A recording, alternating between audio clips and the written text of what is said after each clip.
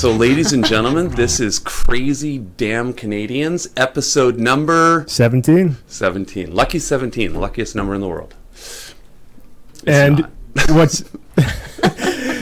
Can we start that again? We now officially... Isn't it funny? As soon as you know something's being recorded, you know what it does? It actually shifts your spirit. So you're no longer speaking from that authentic space. So you have to really work on... You're thinking. Not really thinking. It's more from here. It's just speaking from here and being grounded and rooted in this space. Right back to what we were just doing. But as soon as you know you record, your spirit kind of goes... I think you become concerned. Instead of just talking, all of a sudden you're editing. Yeah, you're editing as the words come out to make sure that I don't get canceled. Right? Okay. Yeah, anyways. Okay, And you go ahead. You know what's absolutely cool about this podcast? And Kym, can you put your fingernails on the... They match your shirt, Dave. Hey. Was this planned? Yeah. Almost yours, too. And her bracelet. And Wow. your shirt almost matches my shirt. If only And your Andrew's mask was a little bit more shade of blue. Well, actually, it's almost the shade and stripe of this. Looking, yeah. Wow. There you go. This was meant to be. And you know why this was meant to be, Dave, Kym, Andrew? Because as soon as we reached out to you, Kym, it was about a week ago. And as soon as you got the text, you asked where the venue was that we're recording, which is the penthouse of the Coast in the North, Andrew Johnson's studio. And you were sitting having lunch looking up at the Coast in the North. My mom and I were sitting in a parking lot over by the Marriott because I just wanted a shady spot. And so we could sit and eat before we carried on with our day. And we were looking up at this hotel and we were having a conversation about my late grandmother who used to work here. So she worked here for 13 years. And I said to my mom, I said, I bet you Granny cleaned every room in that building. And she said, oh yeah, and then some. And then we were just eating and we were just chatting about my granny. And then I got the text saying where this interview was taking place, and it just like sent chills down my spine because I was like, yeah, this is awesome. Because I was literally looking at the very top of this building, which is where we are right now. Do you know what's a funny perspective? Is we always ask the same couple questions when we start an interview with someone. And we've never talked to anyone who, when we say, where are you from? Well, for about the last 100,000 years, here. That's probably your answer, isn't it? Yeah, I'm from here. Well, let's elaborate on that. So here we are, traditional territory, Claylee-Tenay, your backyard. Let's talk about your upbringing. Well, I'm super actually, first off, impressed that you said that properly. Thank you for that. I love that people are using the words Claylee-Tenay more frequently, and it really shows responsibility, and it makes me feel welcome, so thank you. And I'm from here. I grew up here. I was born and raised here in what's also known as Prince George. And I swore I would never move back. I moved away, raised a family, and would come back to visit. But it was about almost 6 years ago now that I moved back to be with my mom, help take care of my mom. And yeah, so this is my old stomping grounds. Where'd you move to? Yeah, we both have the same question. When I first moved away, I moved to... Well, I did a little stint in Nanaimo in my 20s, which was, something I don't want to remember. It was one of those, freedom, but not really making the right choices. And then I moved to Moberly Lake. Oh, no, back up. I moved to Terrace, and I was a part of a radio broadcast training program there called Northern Native Broadcasting. It was the pilot project because I was really interested in radio. So I'm very comfortable in this space behind a microphone, so as that's been my interest my whole life. And then back to Prince George, over to Chetwynd, Moberly Lake actually, and over to Kamloops and Penticton. Yeah, I've been around. You've seen a lot of British Columbia. I have, not only because I've moved and lived in these spaces, but just as a touring musician. I've been able to see a lot of beautiful places in this province, and I often remember the feeling of being in some place like Haida Gwaii, and we're on the stage and we're playing a show, or else we're loading the gear after the show, or we're just sitting on the beach, and I just I get paid to do this. Like, this is my life. I'm so grateful. Yeah, it's awesome. What an amazing reminder to yourself, because gratitude would just elevate by having those kind of all thoughts. The time. Constant state of gratitude right here. Yeah. When did you discover your passion for music and the fact that you actually have a lot of talent? That's such a good question. I've sang my whole life because I come from a musical family.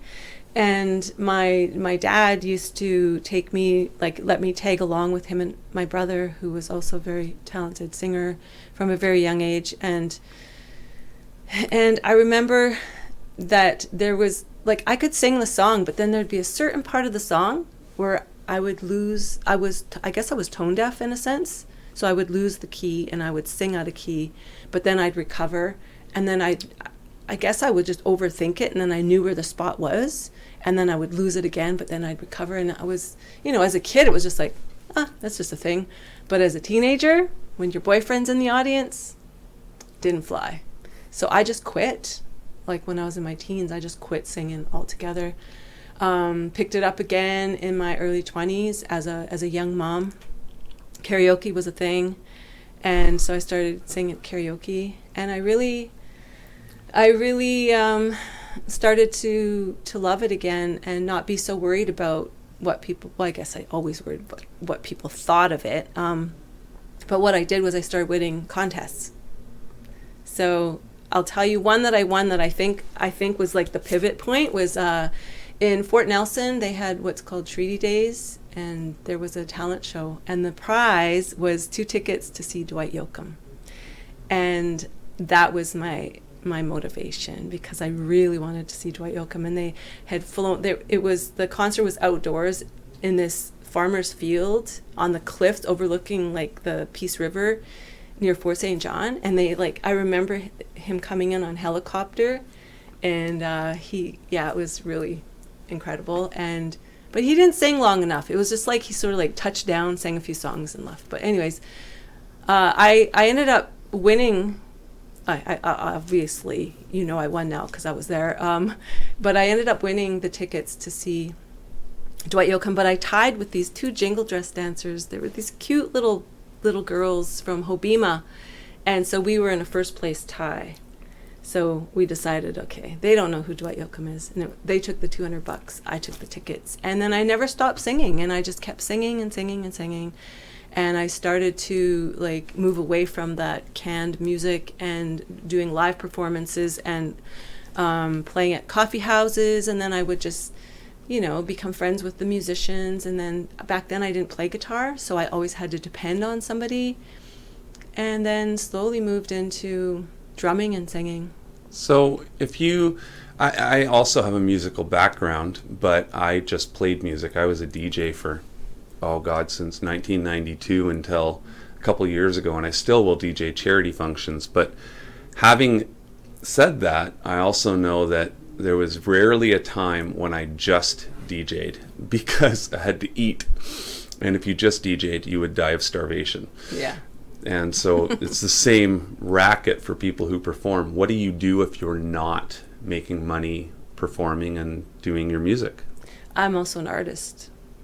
I'm also a visual artist, so that's always helped to put the milk in the fridge. And what is that? Describe it to me. When you say visual artist, if someone doesn't know what a visual artist does. I paint. I design and paint things that people love to buy.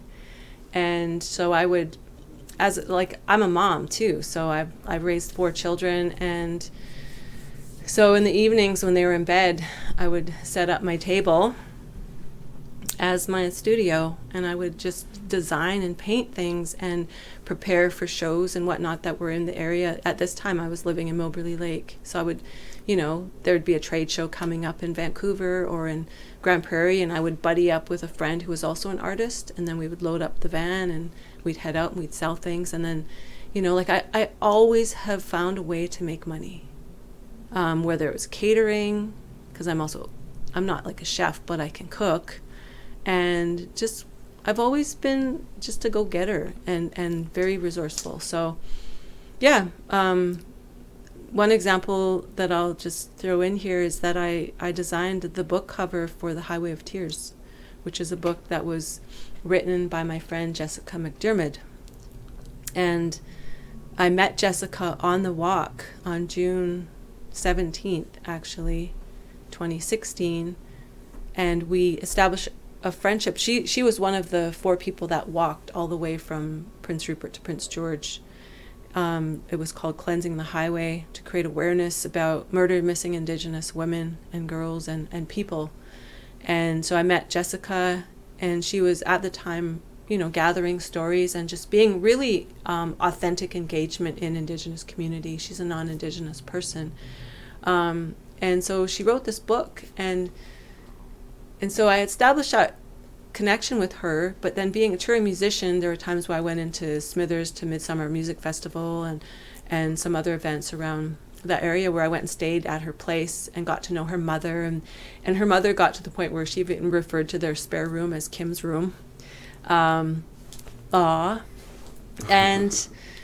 so... shout out to Jessica's mom. Yeah, totally. And then it was through them getting to know me and me singing songs to them that I had just written in between our visits, and just sort of using them as sounding boards, so to speak, and just being really, having this real authentic connection. And they lived in this beautiful place out, like, almost off the grid. It felt like it was beautiful anyways.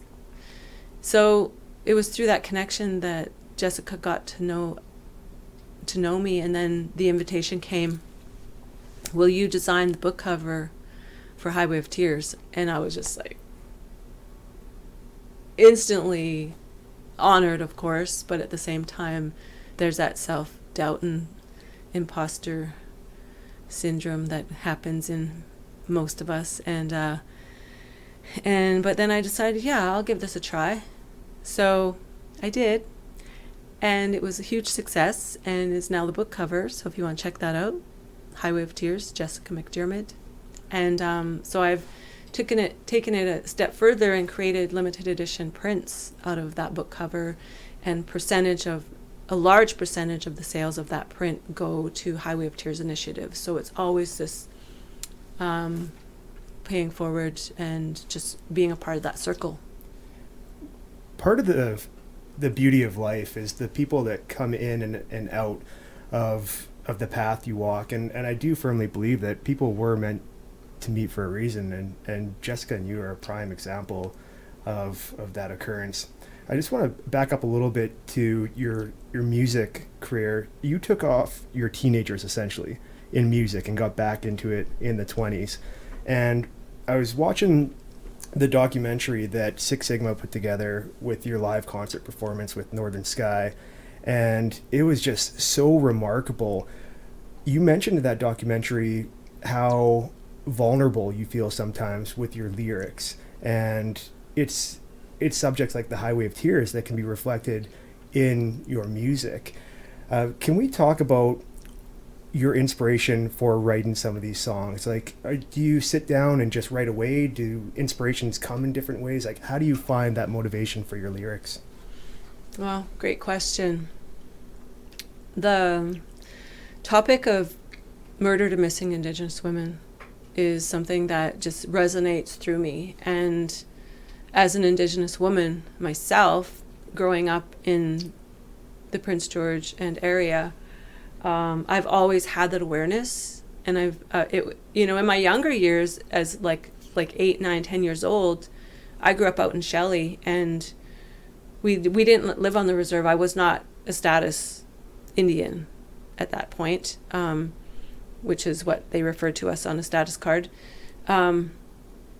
But I would go out of the house in the morning, and I wouldn't come home. Like, I'd come home and eat. I would be down the tracks at the beaver pond, watching the muskrat, just out by myself for hours and hours and not even feel afraid.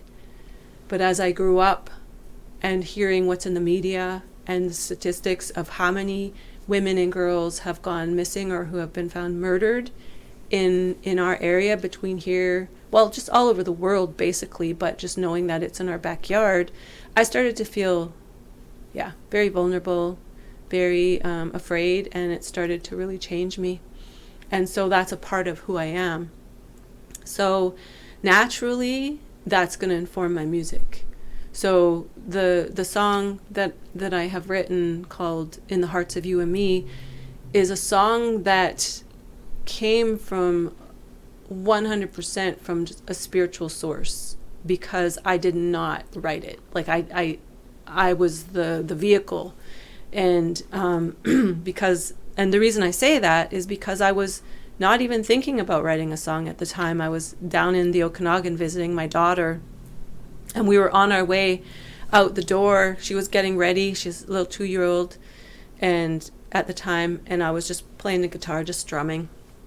And all of a sudden, I started with this chord pattern, and all of a sudden a melody came, and then these lyrics came, and then she's standing at the door waiting for me, and I'm like, no, you gotta just give me a minute, right? And I grabbed my voice recorder on my phone, and I wrote the lyrics down and made sure I had the chords, and that song literally wrote itself, and it just was right there, boom.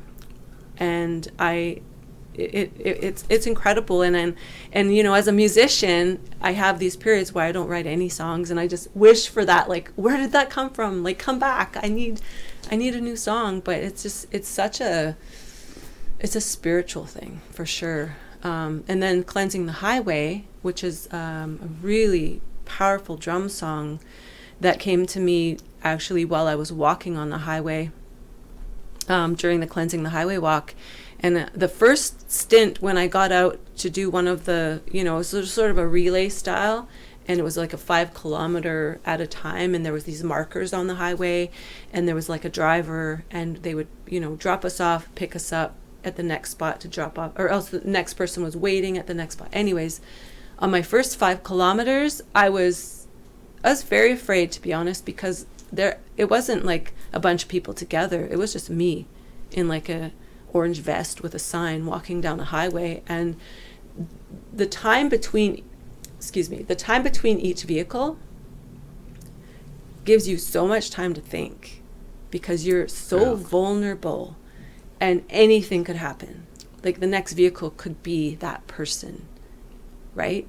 Or I also I'm thinking, okay, there could be a bear around this corner, or an animal of some type. So your mind is going, and you're fighting all this stuff. So anyways, and I decided, well, I'm not going to step out again. I'll just be a driver. I'll help in other ways. And we were like between Vanderhoof and Prince George.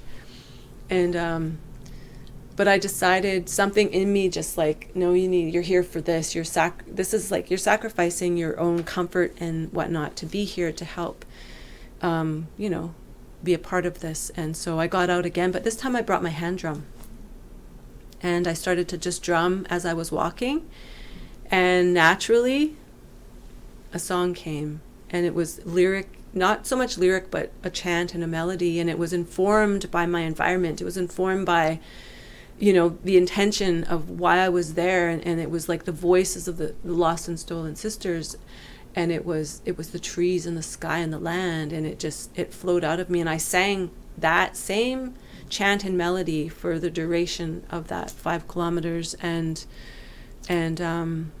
then brought it to the drum family that I was a part of here, the Kastan drummers, and together with Brenda Wilson and Jennifer Pegan, we added some English lyrics so that it wasn't just a chant and it wasn't just a vocable, but some weird words that people could like actually hear and listen and feel.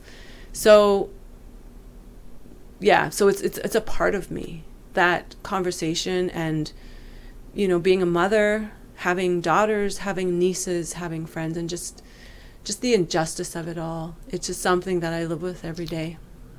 And it shows how critically important your environment is to activate spirituality. Would you have had those lyrics or that beat or that melody come to you if you weren't walking down Highway 16, if you're sitting in your living room? Probably not, right? Probably you're making not. yourself susceptible in order to manifest those kind of lyrics. Exactly. Very powerful. I think that there's a commonality, though, in what you said when you talked about 8 years old being innocent. When I was a child, you got kicked out of the house at 8 a.m. because mom was tired of you guys screaming, and we didn't come back until the sun was going down in the summer. You could never see that with children today. And then that innocence was even lost by the time I grew up, where even as a 44-year-old male who's 215 pounds, even my innocence is gone, and certainly it's not in any way reflective of your experience, but I would be concerned to walk around in areas of Prince George now versus when I was young and innocent without encountering problems, just based upon what I read in the media and the concerns and fears. So I resonate with what you're saying. And what I was thinking as you explained that, I was like, well, that's shaped your music. It's shaped your experience. What if none of that had happened, though? If you hadn't had that experience and those concerns, which led to writing those songs, what would you be writing about? What do you think you would be writing about? Because, of course, now you have to guess. What other social concerns influence or shape your life? Or is there anything that or could you not even picture it? I can't, because there's also a term called intergenerational trauma. And I am an intergenerational residential school survivor. Because my father went to residential school. And just the injustices of Indigenous people in this world has shaped who I am. It's not something that I can escape because, I wasn't born and raised in Prince George where Indigenous people are being murdered and missing. It's not, it's much deeper than that. Yeah, and that's very fair. So it's like, wow. See, that's just such a profound thought or statement that's your whole world. And people from the outside say, well, just forget about it for a minute. Or they say, get over it. Yeah.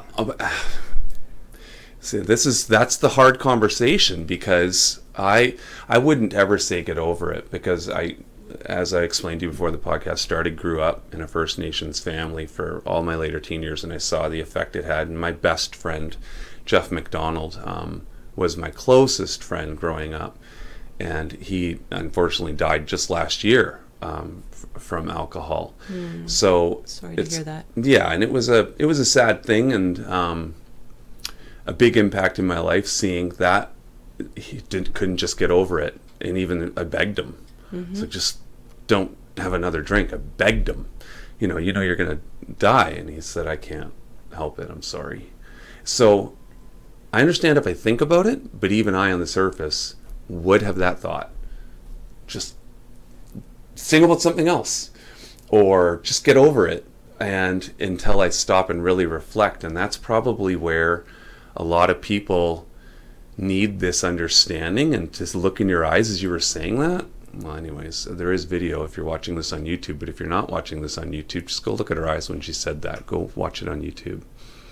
That has to be so incredibly difficult to hear somebody say, just get over it, or can't we just move on and forget about the past? But when you look at residential schools, I mean, it's synonymous with cultural genocide in a lot of ways. And just the fact that it happened in our own backyard, like previous to John A. MacDonald, and they thought they were actually doing something good, but they're just, I think it was starting at 7 years old. It would be children that were removed from their home to try to strip them of their culture and their identity and their language. And it's not something that you can just forget about. And it only stopped in 96. Yeah.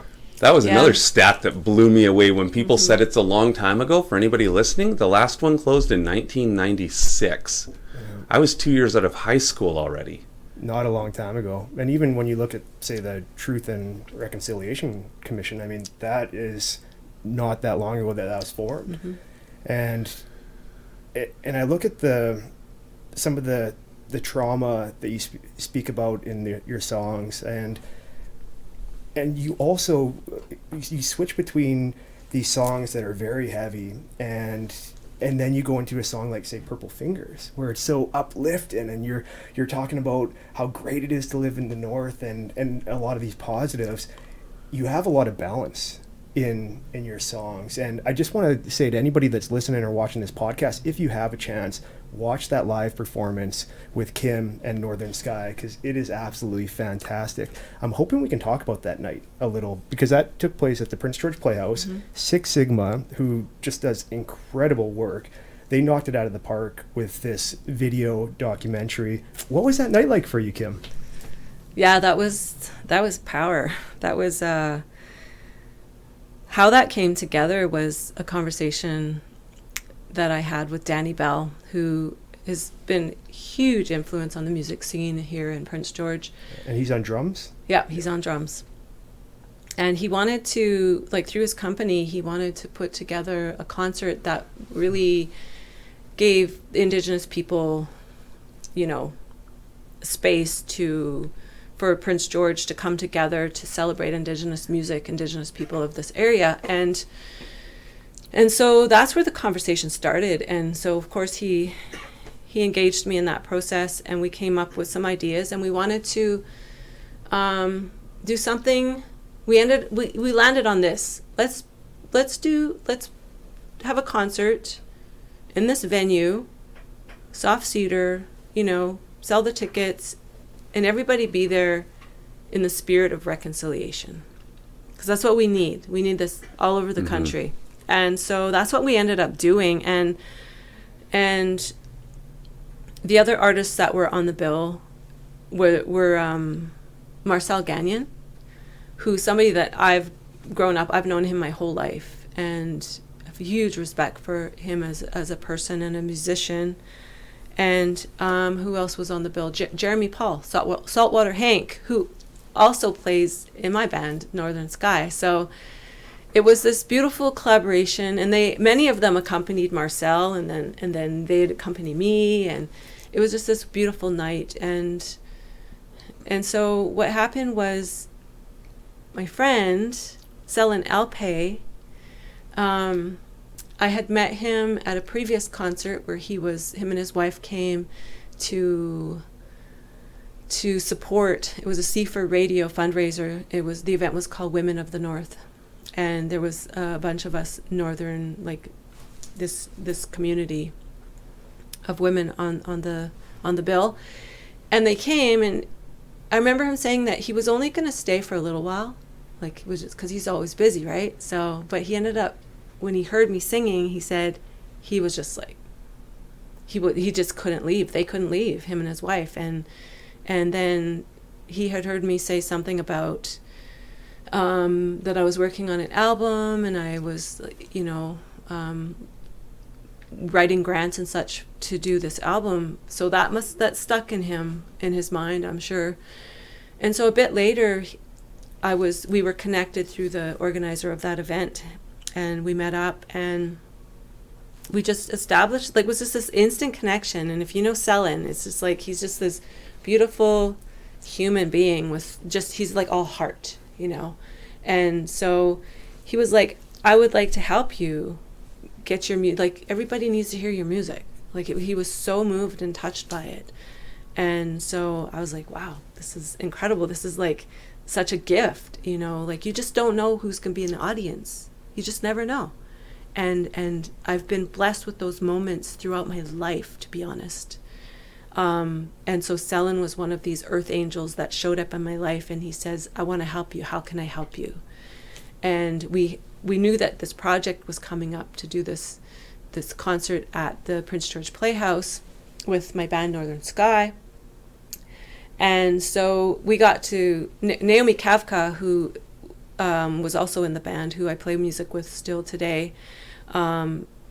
We started brainstorming, and she came up with the idea of, hey, what about doing, like, videoing the concert and doing it sort of like live from Massey Hall kind of idea. Yeah. So we shared that with Six Sigma. Of course, we partnered up with Six Sigma, and they had a look at that, and then like let's create this vibe about the venue and about the music and about the community. And so that's what we did. And we put together a proposal, and I go, what are we going to call it, right? And then, of course, Naomi again, who's a very brilliant human, says, what about For the People, which is one of the songs on my album, which has a very deep story as well. And it's my reconciliation song, so it was just totally fitting. So that's when we ended up with For the People live at the Prince George Playhouse and presented it to Selin. Selin signed the check, and voila. Wow. And that concert performance has, so you could take every individual song from that concert performance and create an own YouTube video out of all of them, and they're all equally powerful. You have. I haven't released it yet. We've actually, because Six Sigma and Russell AV, Six Sigma did like all the camera and lighting work, which was absolutely brilliant, and Russell AV did all the audio with Connor Pritchard and John Russell. And so it was so well done. And that night was just pure magic that I said, hey, let's take it another step and let's have this mixed down to like a CD. So I do have that in a box, a case in my house. And I do have the individual videos that are going to go up on either my Vimeo or probably on both Vimeo and my YouTube account. We just, because of just the pandemic and the way things have just evolved over the last, because that was 2018. So it's like this beautiful treasure sitting in a box that is going to be revealed, and maybe that's part of this conversation.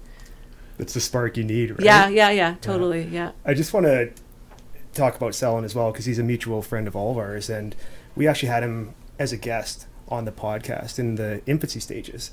And it was so fantastic to be able to share his story with more of the public who might not know his background. And I like how you refer to him as an earth angel, because not every business person or Canadian Tire owner is created equally. Like, Selin goes above and beyond for so many different individuals and organizations and charities and events in this city, that Prince George and the region is truly the beneficiary of his generosity. And to be honest, I don't know if this podcast would still be going if it wasn't for his support, where Dave and I met with him and he said, I want you guys to keep going. So shout out to Selin. Mm-hmm. Yeah, he's the reason I'm here right now again. I got a question for you. Probably the biggest issue that's occurred in mine and Scott's life when you talk about reconciliation, one of the biggest issues we ever dealt with was when they decided to rename Fort George Park to Clayton Park. Yeah, Clayton Memorial Park. And I thought, I remember discussing with Scott, I'm like, great, cool. It's a name change, gives recognition to where the land was from. I thought, great. And we really didn't think anything was going to happen, except maybe a couple people would get upset. So we run a page called Hell Yeah Prince George at the time. We ran it together. And we thought, well, let's put this up. We'll say announcing, and this is good news, because we post good news only. Mm-hmm. Yeah, and we put it up. When you drafted the post, it was great news, everybody. The Fort George Park is now called Clayton Memorial Park. We got death threats. We got, legitimate death threats. And we had to remove the post because it created so much negativity and racist commentary that we said we can't leave this up. It's against what we're trying to do, which is spread positivity in the community. There's enough negativity out there right now. That page was made just to say good, kind things. I haven't actually talked to anybody, who's Indigenous about what that was like and what your thoughts on it are. So I'm curious, what was it like from your perspective? I knew it as an administrator of a Facebook page who went, wow, that really blew up. Tell me, what was the experience like for you? What are your thoughts on it? Do you think it matters? And why, if it does? It definitely matters.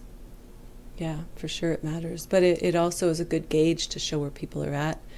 I would like to see where people are at today, because that was a long time ago, and people change. And that's, I think, one of the major things about changing a name of a place is people don't like change. And it's been, I don't involve myself in politics, even though my music is very much for social justice. But I do, from what I do remember, is I just felt such a feeling of pride and of hope. And I thought, wow, this is awesome. But then I also heard stories from family and friends where it wasn't awesome because it would just cause, it was just contention. Yeah. And a bone of contention, which has so much metaphor, because if you think about Claytley Tenay Memorial Park, there are graves popping up everywhere. Like, not that, I don't mean literally. I mean that there have been, over the years, there was one situation that I can remember where one of our community elders was in the park, and there was like a bone, like a human bone sticking up in the sidewalk, and it's like what is that telling us? Like, bones just don't surface from the ground, right? I remember another story of a young kid who was playing on one of the cut banks of the river at the park, and him and his friend were tossing back and forth a skull, you know. I remember not too long ago where they were creating the pavilion and dug up, exhumed like a dozen or more graves. You know, like, you cannot remove the history. And when you give a name back to a place, and when you honor what it was, the land does not forget. The land has been here since time immemorial. The land holds memory. The plants, the trees, the grasses, the animals that migrate to these areas year after year after year remind us of who we are as people and what this land holds. And so a simple act of honoring the ancestors of this place, by honoring and doing land acknowledgement, by giving back a name that was actually reawakened, because Fort George is not, obviously, Prince George, Fort George.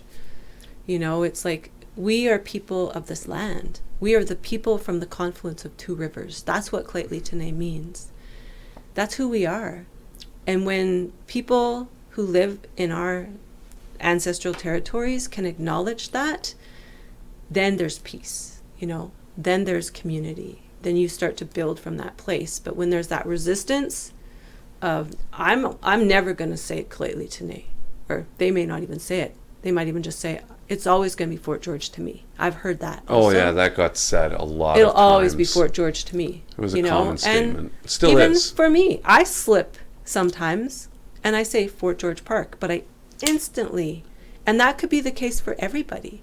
Like, if you find yourself saying Fort George Park, but then there's this little niggle in your brain that says, no, actually, it's not that anymore, actually follow through and say it. Even if you don't say it properly, at least say it. And say it again and again and again until you get it right. Claytley Tenay? Claytley Tenay. Tenay. Claytley Tenay. That's a very powerful answer, Kym. And it makes me think, whether it's as an individual or as an organization or as a community or as a country, that change, although there could be resistance, is more often than not synonymous with growth and moving forward. And that park name change to Claytley Tenay Memorial Park, that was in 2015, around then, so just over half a decade ago.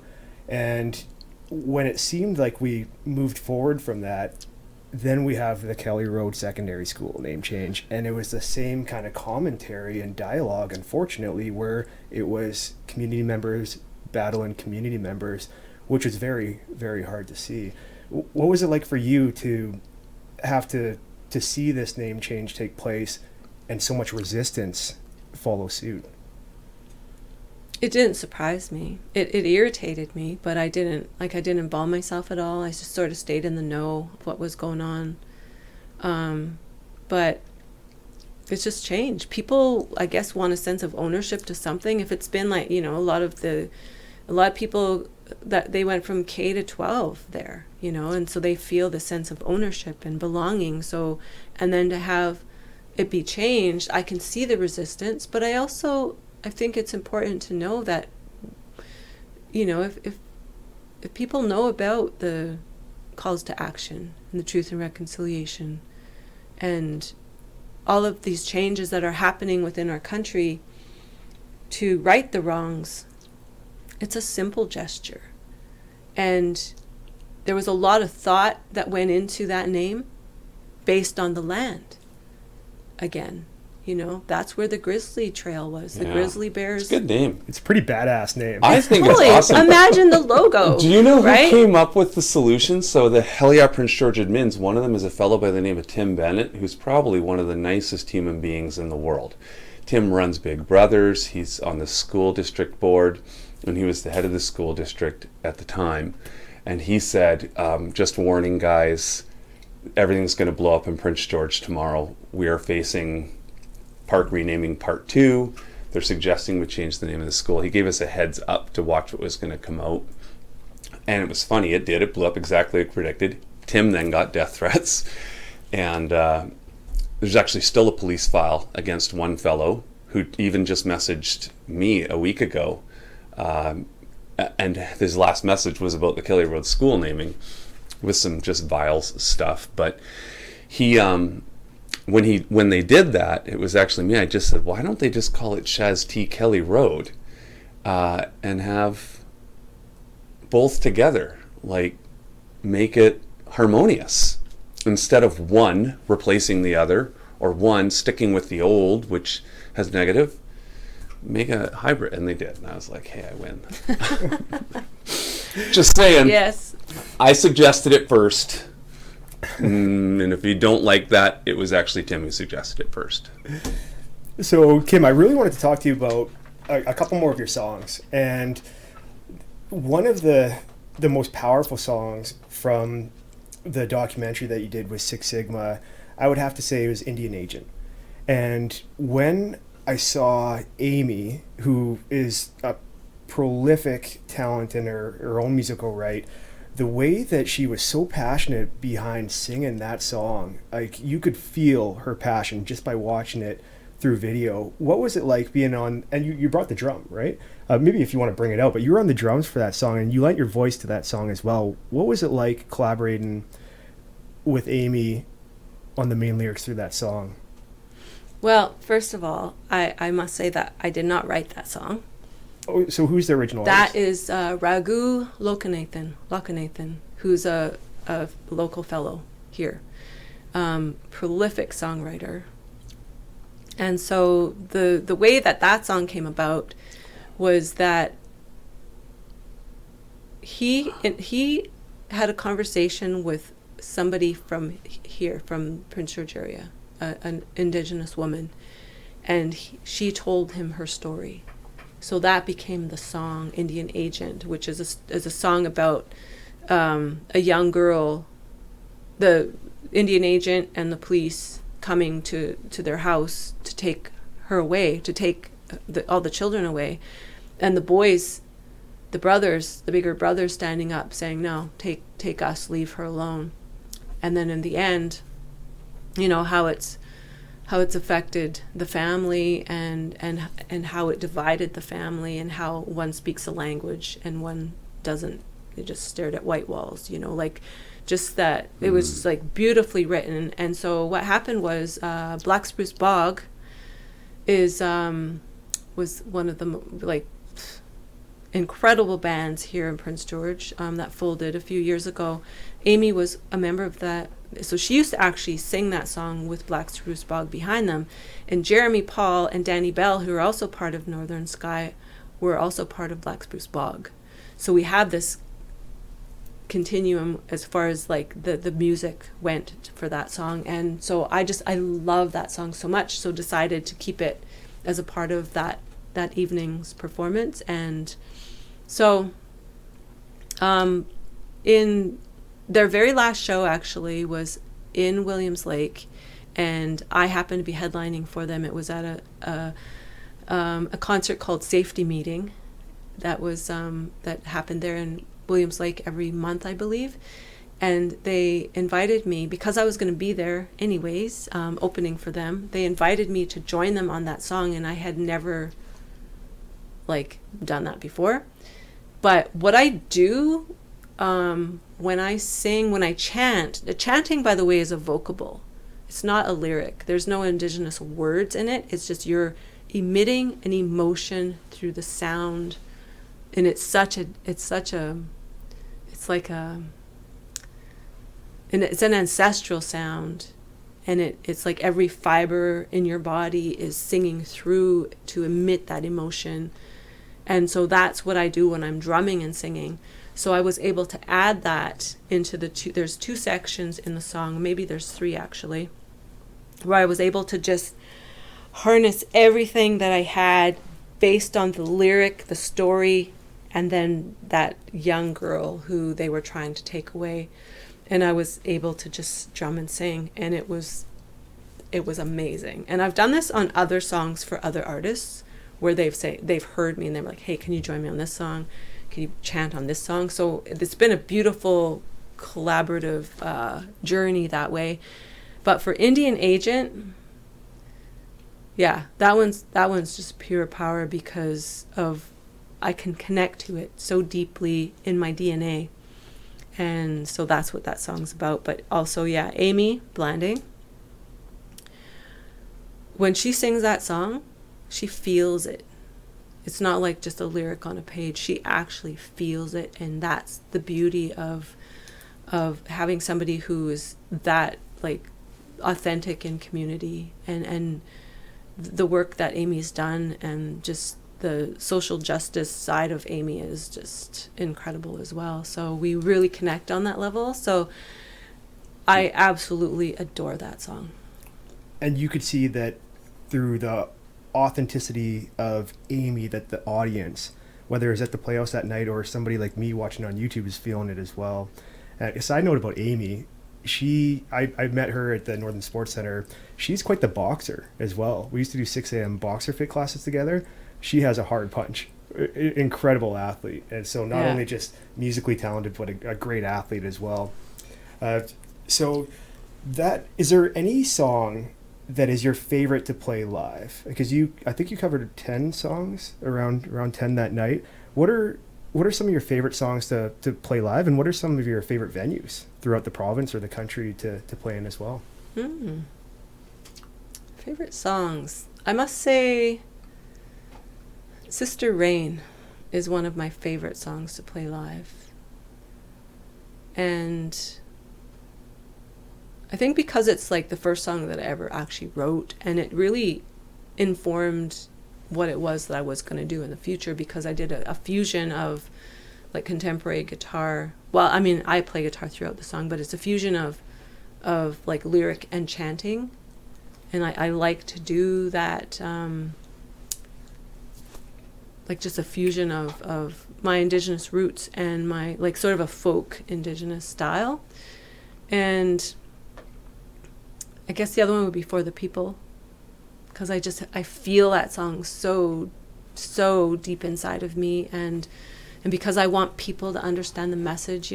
I've actually, that song we got some hate on that song because the opening lyric is tear down the church and build houses for the people.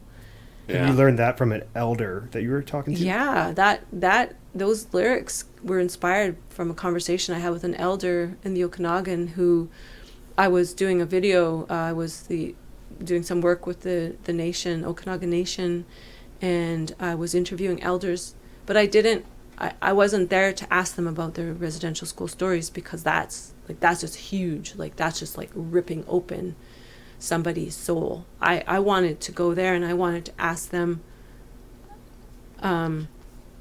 what's your stories of resilience? How are you able to,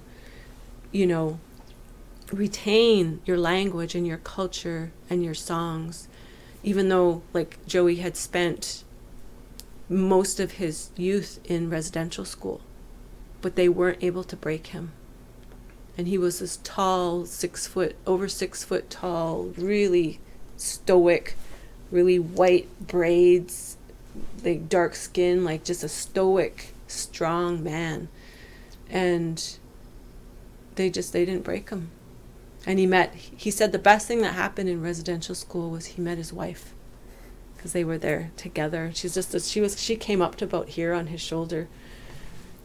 She's still here, which is wonderful, but Joey's in the spirit world.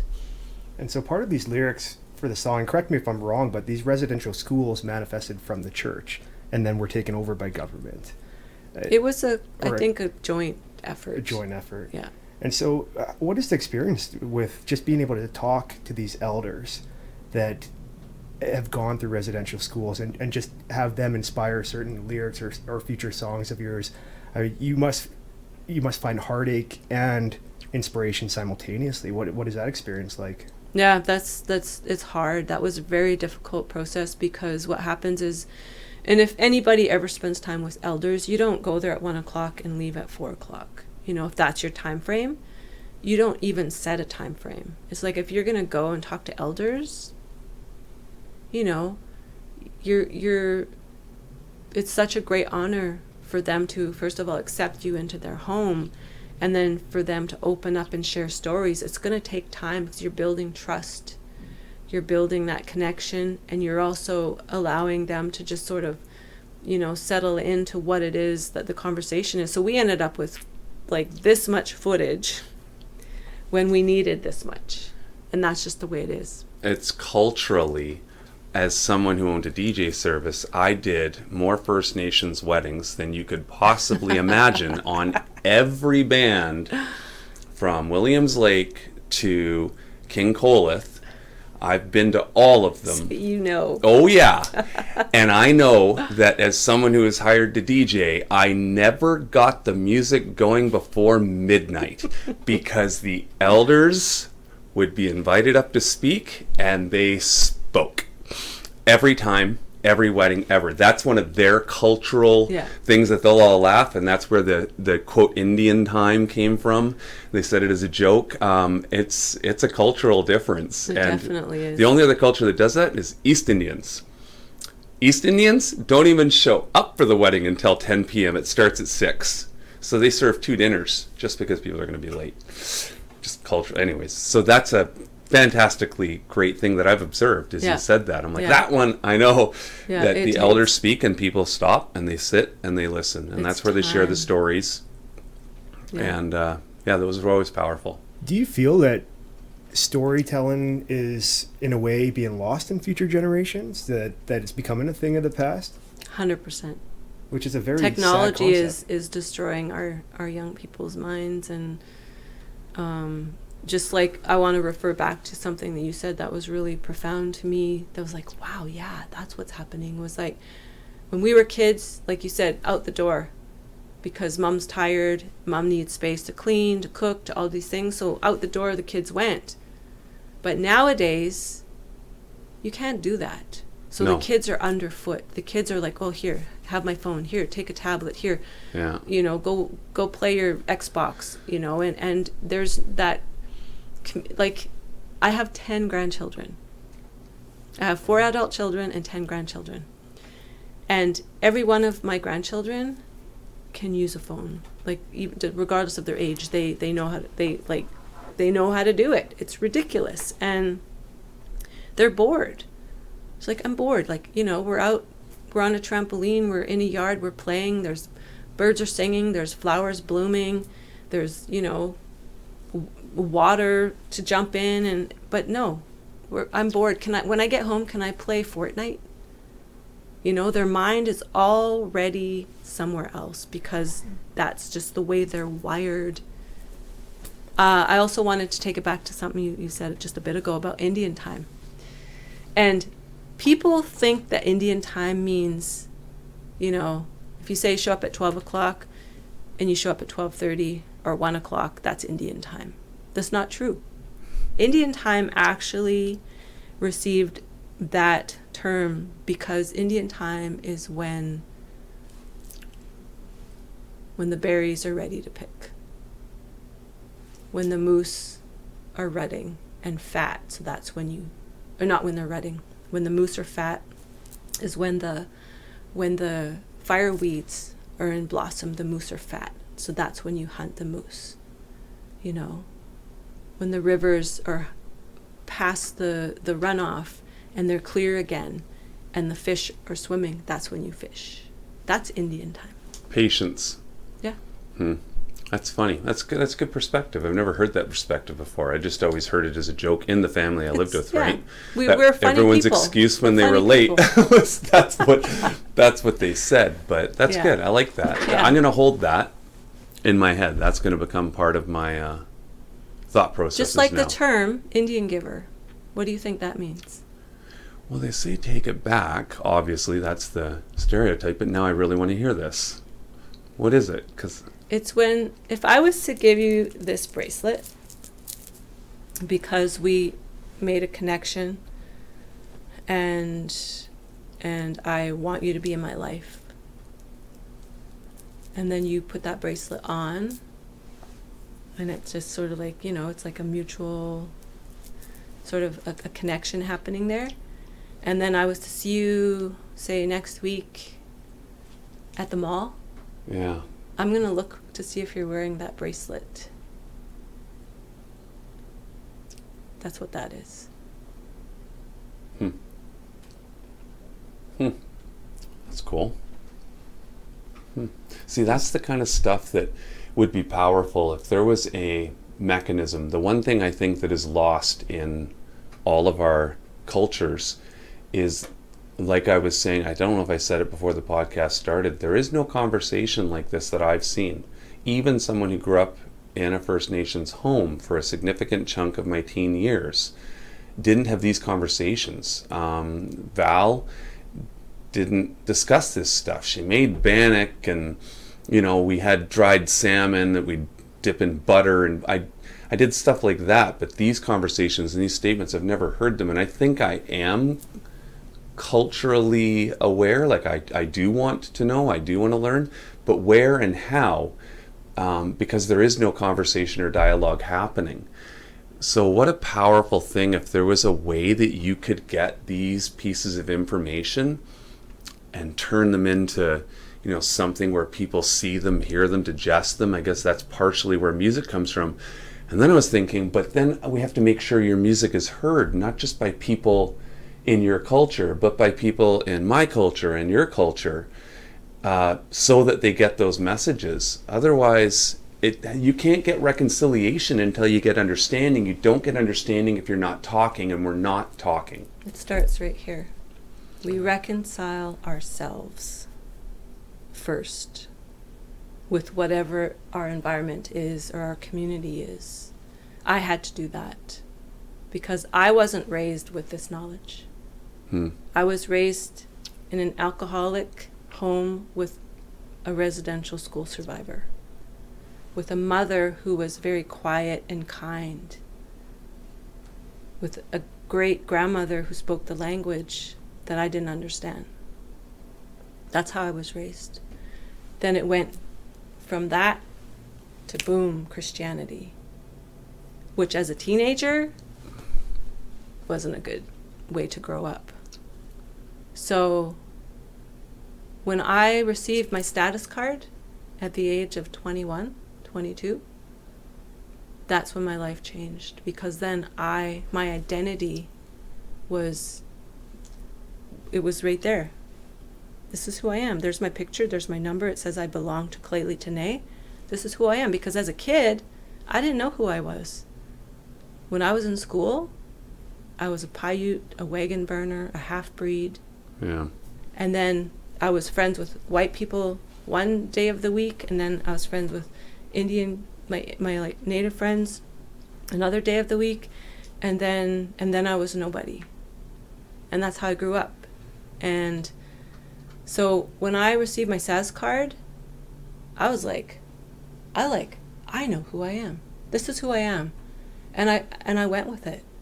You know, I started to want to know more. I started to reconcile myself because I was so broken inside as a young person.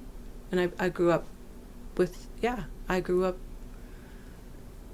I wasn't, I went into my teenage years as a delinquent. I was a juvenile delinquent. I was in trouble with the law. But that's when you're hurting and you have nowhere to turn. You're just going to act out. You don't value yourself.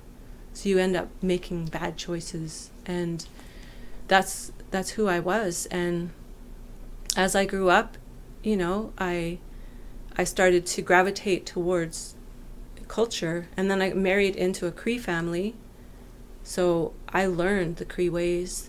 Then I was in another Cree family. I learned, a lot about the language, the culture. Then I started to, connect with my own community. And so language and culture became the platform in which I deliver my messages and my music. And I totally feel like, like I'm creating from point of origin, that I'm, doing things authentically. I spend time in circles where it's rich in knowledge about culture, and that's where I learn these things. And I sit as a cultural advisor for many different organizations, and I haven't learned this. I have not learned this from a book. It's something that I just have made a part of my life, and through ceremony, through being a part of Sundance Circle, through being a part of a Sweat Lodge family, through being a part of cultural facilities, education. I was the festival coordinator for Indigenous Peoples Day for many years in many communities. Arts and culture has been my life, basically. And it's been an incredible platform to discover who I am and to be able to have access to these sorts of platforms where I can share music and share stories and share knowledge. And how do you find that? I think it takes time too. It's an evolution, and a part of myself is I'm reclaiming who I am.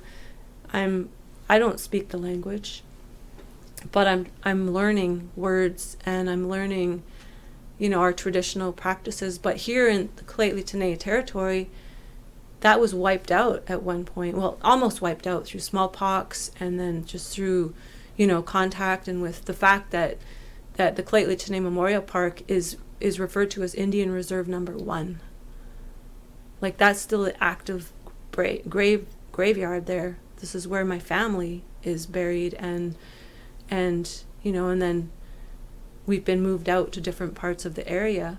But this is where the blood memory is in this land. And then when I go over to the Secwepemc territory, which is the Chase, Nisconluth area, I feel that connection to the land as well, because that's where my ancestors are from on my mother's side. And then when I head north and over to the Alberta area, that's the Cree roots, where I feel that connection to the land as well on my father's side. But I also have Irish roots, which is something that is constantly calling to me. I know that Ireland, hopefully when this is all over and whatnot, I would love to go and connect over there as well. Guinness. Well, what you just said there, for the 80,000 plus and counting residential school survivors, there's so many emotional and psychological ramifications, and that require a lot of healing. And you talked about this in the documentary that you did with Six Sigma, is that the power of music, it provides medicine. You used that word several times, medicine. Can you think of some examples where that medicine helped others that might have been listening to your music, or even yourself at times? Mm-hmm. First of all, when you say Guinness, I think beer. And I just wanted to, for the record, let you know that I have not touched a drop of alcohol in over 20 years. Good for you. Yeah. So it's a life. It was. Some people think it's a lonely road, but no, I think it's the only road, and it's something that I've done for myself and for my family. And yeah, so no drugs, no alcohol, no cigarettes. Heck, I don't even have caffeine in my coffee. Good for you. So 20 years. I know. Yeah. well, the caffeine part was a slower process, and that came with menopause, and that's a whole other conversation. So we won't go there. It's wrong interview. But really, Kym, congratulations at 20 years. And if for anyone listening or watching it that might be struggling, it goes to show that if you put your mind to it, anything is possible, right? But it's true. But it goes back to what you were saying earlier about you could beg somebody, don't drink. You know, somebody's liver is on its last, like their organs are being affected, and you're begging them. That's just, that is not, it's not it. It's so much deeper than that. The trauma of what a person has suffered in their childhood or in their life, there's something that's there that needs to get worked through whether it's through ceremony, like I found mine through the Sundance ceremony. I've never been a Sundancer, but I was in a relationship with a Sundancer, so I participated in that whole process, and that's where I was just like, that was my awakening, and that's like, this is the road that I want to travel. Other people will find other roads, you know, that where they can find, you know, that source of inspiration or that motivation or whatever it is that they need to get through the day without taking a drink or using drugs. That's, you know, it people need to talk to people. I don't think it's something you do on your own. You got to find somebody to talk to. And that would be what happened to Jeff, you know. There was no culture. I could see that pain in him. It was often referenced in our friendship, and so he had nothing to fall back on, you know, and that probably would have helped in hindsight. Now looking back, he probably needed some of that pride and history and context, because he was always seeking it out, but it just wasn't available in our neighborhood in John McGuinness, you know. In our network, his family, the rest of the family was just drunk, partying, having a good time. So that's well, too late for him, but not for somebody else listening. That maybe part of your cure or your path is finding purpose, and that's where culture could play in and really help someone.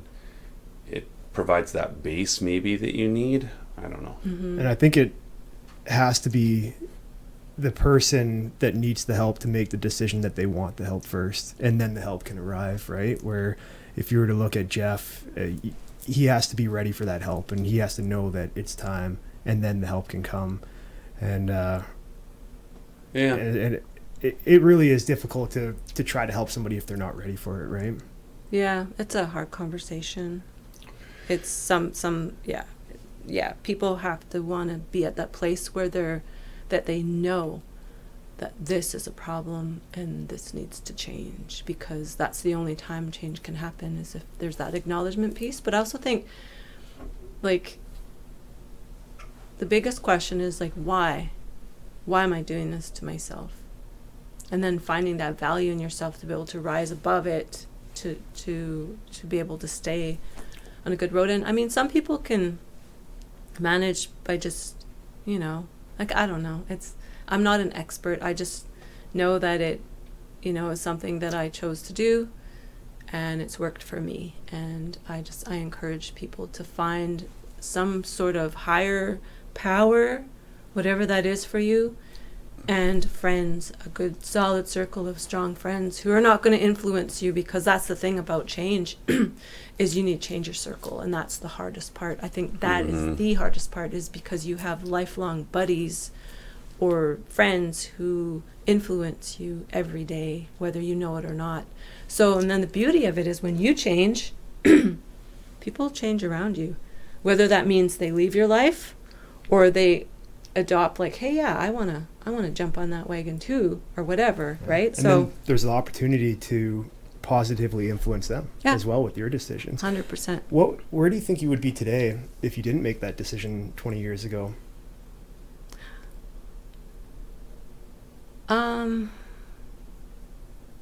That's a good question. I don't ever actually think in the past.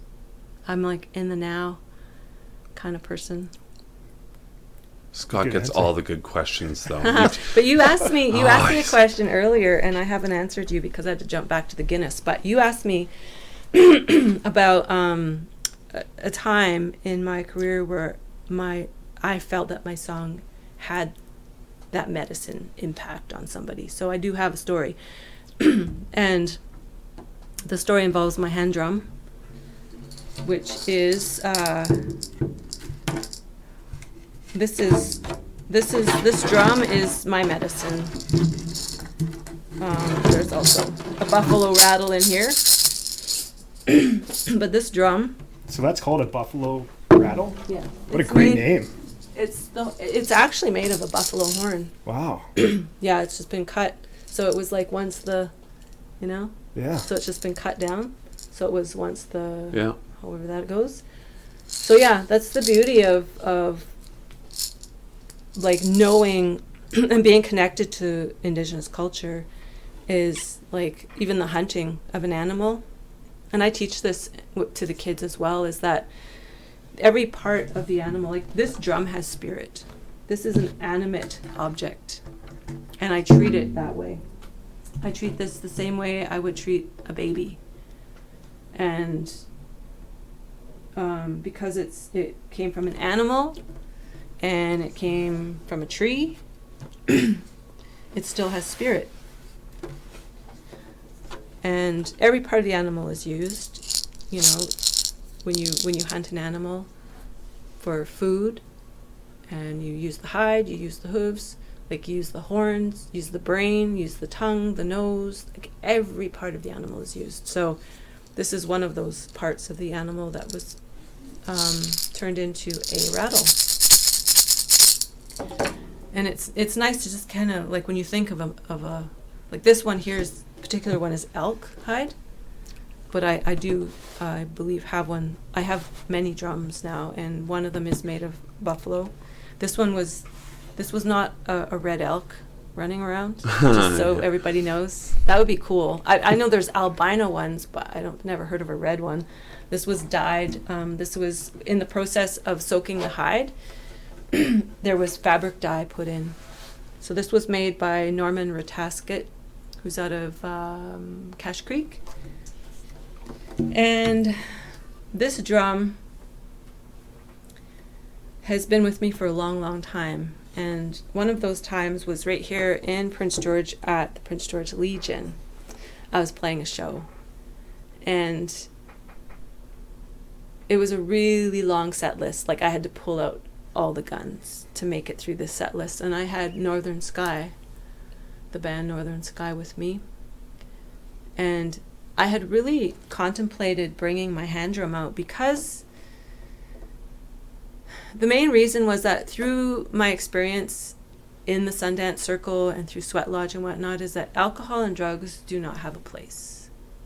You are there back to your authentic self and trying to maintain that like authentic connection to yourself and to valuing yourself and to not having, So alcohol and drums in my teachings don't mix, because this is a powerful sacred object, and a bottle of booze that's something else. Mm-hmm. Right? It's the opposite. For Indigenous people especially, it's like a symbol of nothing good. And so I was at the Prince George Legion, and I brought my drum in. I had it in my bag here, and I put my drum. Always know where it was and how who was around it and whatnot. And I actually shouldn't even refer to it as an it. That's something that I've been changing in the way that I speak about my drum. I refer to this drum as a her and a she. And so, but it's hard. It's easy to refer to like something like this as an it. But when something has spirit, you want to give it a pronoun. And that's something that I'm very aware of with the change of times, with gender binary conversations. That's a whole other conversation. So I had brought my drum in, and it came time in the set list where I was going to take out my drum and I was going to sing at the Prince George Legion, and didn't have no idea how this was going to work. The place was packed. pool table was going, like clinking and talking and loud, even though I'm singing the songs that I sing that require an attentive audience. So I was just like, okay, we'll do this, you know, full band. So people are dancing. They're not really, they don't know that they're hearing the lyrics, but they are, right? So anyways, brought out my hand drum and I started to drum and sing. And when I sing from like my core. And I didn't change anything up that day. I just did exactly what it is that I would do. My drumstick stuck. There's a magic spot. Oh, there it is. So I started to drum and sing. And it was as though a light switch turned. And everything in that bar just went whoosh. And the noise started to just slowly come to like a silence, and everybody was just looking at me and the band. And I started out with just the hand drum, and then the band like slowly comes in. And that remains to me the most powerful moment, where I knew that power, there's such a power in drumming and singing. Yeah, I wish I could have seen that. And I know that in all that I've done as a musician and whatnot, it's when I'm drumming and singing that I feel the most connected to not only the earth and all of the elements, but to the people, because that's like it's just like a human commonality. It's just that heartbeat, drum beat that we all have, that's in our DNA, that we're not even aware of. And so we got through the night, and it was like after the show and off the stage, everything put away. My drum was put out in the vehicle. When this big guy came up to me, this big guy, big burly guy, his beer in his hand, and he says, he looks down at me and he says, "Lady, I don't know what you did," and he even had tears in his eyes. He says, "But you hit me in a place I didn't even know I had." And if that's all that was about, if that's all that all the rehearsals were about, and everything that I've done to prepare me for that time, that meant everything to me. And I've never forgotten it. That's a good moment. Whew, goosebumps just listening to that.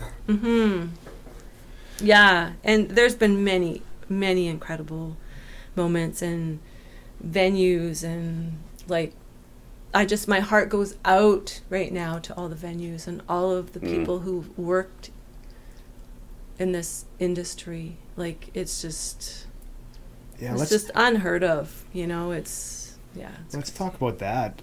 Once this global pandemic rocked the world back in about 13 months ago, in early 2020, what was it like as a musician, an artist, just seeing so many people impacted? Friends, family, colleagues, bandmates. What has the past year plus been like for you, Kym? Well, when it first happened, I was actually working in the Okanagan, which is a second home to me.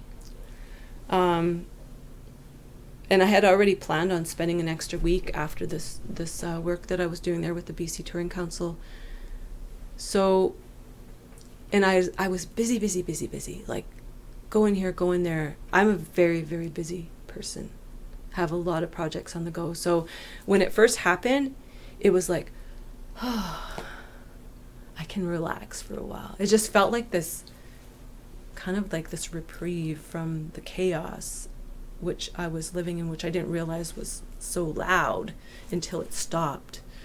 And then everything shifted.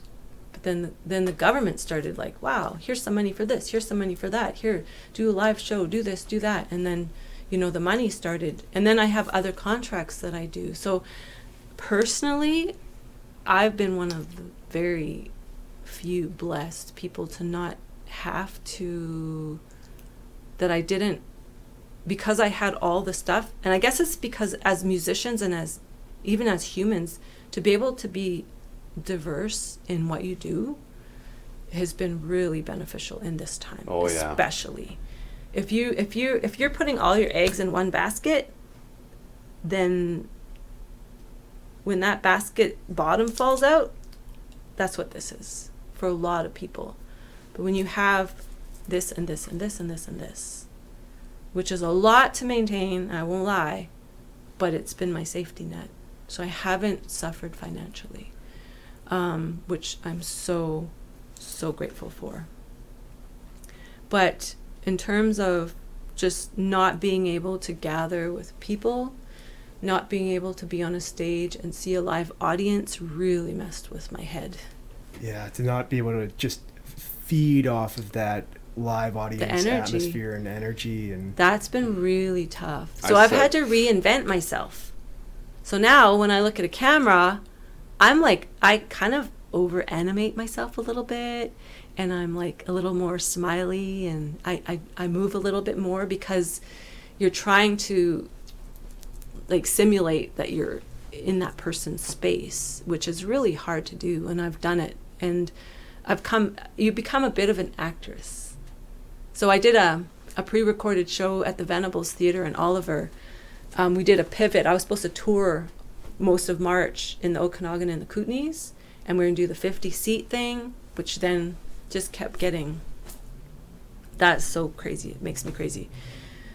So we ended up pivoting to a virtual. So I did a pre-record of a concert as a trio at the beautiful Venables Theatre, and my agent renegotiated all of those contracts.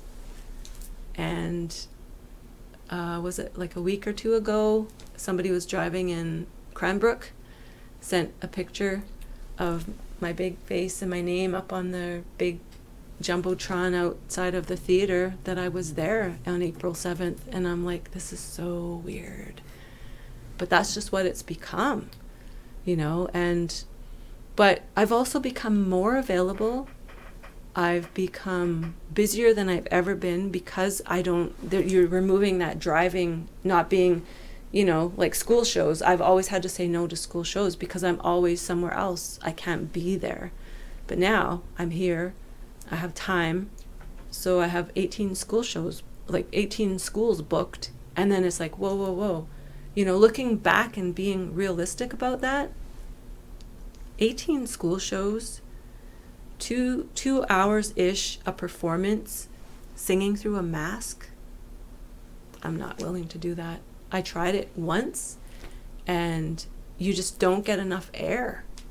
And then it affects your brain, it affects your body. I'm not willing to do that. So I had to take a step back and say, okay, let's reinvent this. And so now I'm working on recording shows so that schools have them available to them.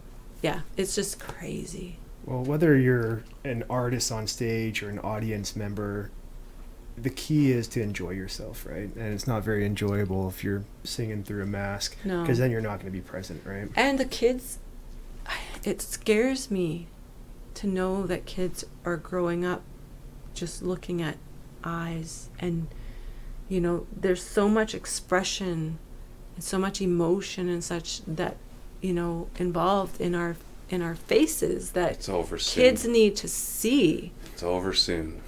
Come on. Yeah. One more month. I'm told May 24th.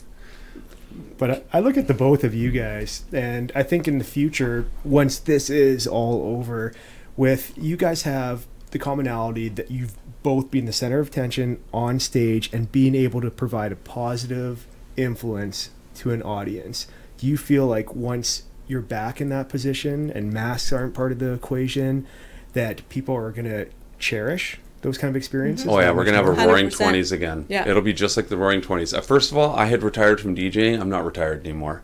I will throw some parties just to recapture that feeling because I feel such a deprivation of it right now. I will throw some parties. I will throw some concerts.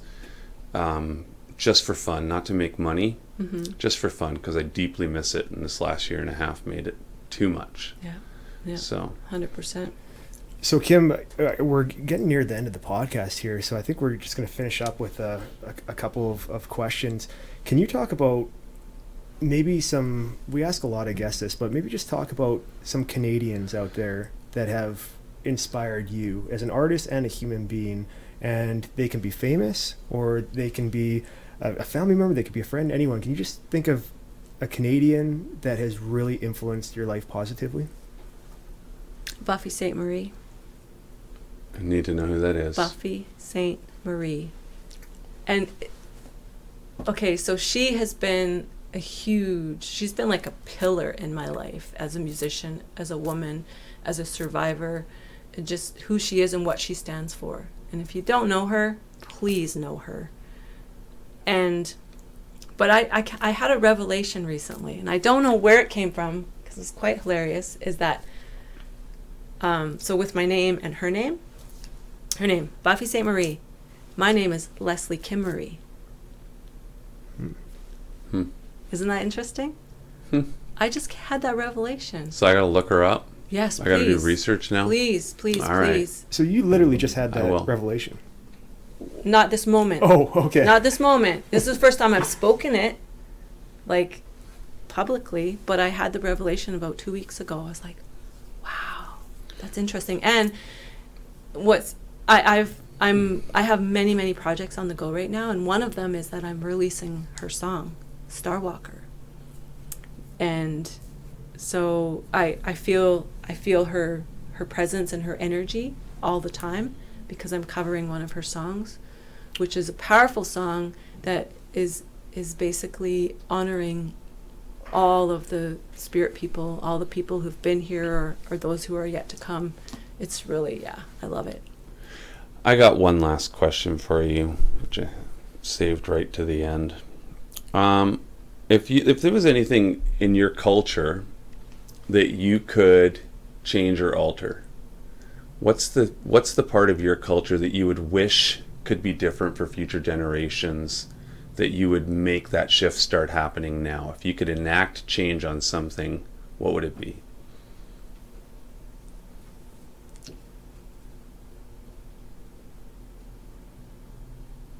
Give our land back. So what does that look like, though? When you say give our land back, I'm presuming we all live in the same place, but you want land back. How does that actually look? Because I've heard people say that before, but how does it look? How does that work?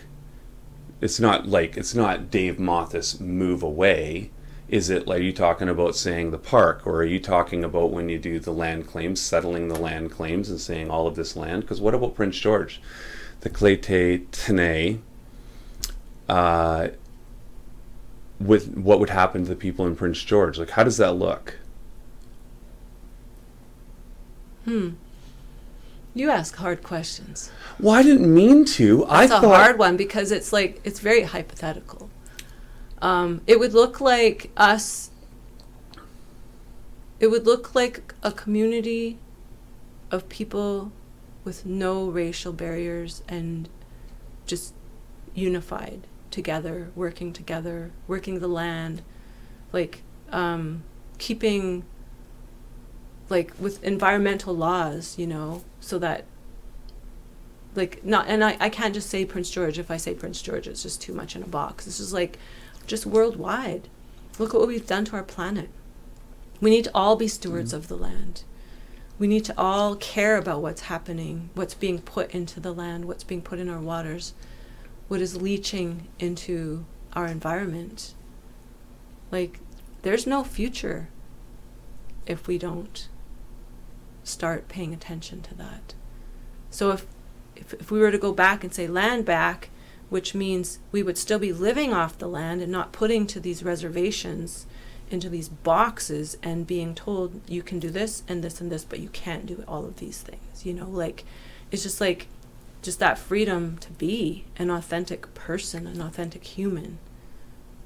Yeah, well, it probably is a tougher question, but I guess it depends on the perspective you're coming at it from. For me, if I could change any one thing culturally, today, it would be to eliminate technology being used this way it is. I think that's equally as bad, that we're losing our sense of soul over these phones and these games. Well, if we hypothetically, if we had our land back and we didn't have residential school, that's the other thing, then our families would be intact and we would be such a powerful, strong nation raising our children with all of these values and all of this cultural value. Yeah, nature and the connection Exactly. to nature. And So, yeah. you know, Yeah. And what you just said there, Dave, about technology, and Kym, you referenced it with your grandchildren earlier on in the podcast, that it is scary. And we mentioned alcohol, we mentioned drugs in this podcast, and there's dedicated rehab centers and areas to get help with those. But I feel like the future, maybe even starting right now, is there's going to be rehab centers and areas for people with technology addiction that can't get technology out of their life, because it is probably the most addictive substance there is out there right now, is addiction to technology, starting with screen time. mm-hmm. That 100%. and Wendy's cheeseburgers for me. Oh. You know what? I recently started eating Wendy's chicken strips. They're really good. It's a This is not a problem for me. commercial, by the way. Yeah. Kym, I want to say thank you for being a guest. It was a great conversation. I'm sorry I asked hard questions. It's all good. I like that you asked those questions. What a powerful podcast. Kym, thank you so much. How do people find out more about you, get in touch with you, listen to your music? What's your website, your social channels? How do people learn more about you? How do they learn about me? I have a website, yes. So it's just basically my name, kymgouchie.com, which is KymGouchie.com. And my music is basically on all the social platforms. And yeah, if you want to get a hold of me at my website, you just would email me there, info@kymgouchie.com. And people can purchase your music from your website? Yep. I prefer that they do, because then I actually receive the funds. But if you purchase from the other download places, I get pennies. Well, that's good to know. If you want to hear her music, I highly suggest listening to the YouTube video of the concert. I played it in our office yesterday and everybody had to listen to it. Oh. I played it while I worked and it was thank beautiful. you. Yeah, I really That's enjoyed amazing. it. It's making me blush a little bit. No, It's it was wonderful. fantastic. And that's someone who's listened to music and observed musicians my whole life. You're a talented musician, so it was a great Thank great you. listen. Thank you so much. Snachelia. Snachelia is a Dakelt word, and it means you honor me. All right. Kym, thank you so much for being a guest on Crazy Damn Canadians. A true honor. Andrew, please cue the Studio 720, another phenomenal artist from Prince George.